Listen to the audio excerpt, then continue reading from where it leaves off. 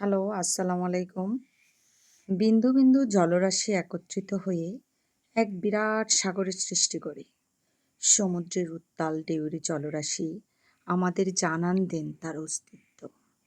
সমুদ্রের ঢেউ যেমন যাওয়া আসা করে, তেমনি কখনো কখনো পরিবর্তনের ঢেউয়ের মধ্যে আমরা আমাদের আসল দিশাকে খুঁজে পাই।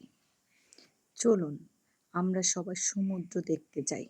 সমুদ্রকে দেখে সমুদ্রের গভীরতা বিশালতা সম্পর্কে জানি, সমুদ্রকে ভালোবাসি। প্রত্যেক মানুষের সমুদ্রের ঢেউ থেকে অনুপ্রেরণা নেওয়া উচিত। পুরাতন বা অতীতকে ভুলে গিয়ে নতুনকে আলিঙ্গন করে নেওয়াই যে আমাদের জীবন। ভ্রমণ প্রিয় মানুষেরা আমরা সকলেই কম বেশি সমুদ্রে গিয়ে থাকি, কিন্তু আসলে সমুদ্রের সৃষ্টি কোথা থেকে? সমুদ্র দেখলে আমাদের মন, হৃদয় কতটুকু শান্তি এবং প্রশান্তি আসে, তা আমরা সমুদ্রের কাছাকাছি না গেলে বুঝতে পারবো না।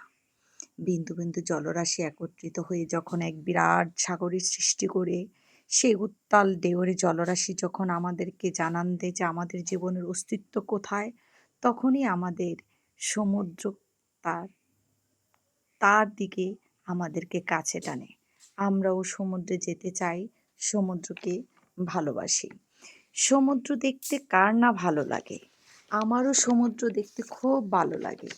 ইংরেজিতে একটি কথা আছে, I like to C the sea, I want to get lost in the deep of the sea, let's all go C the sea.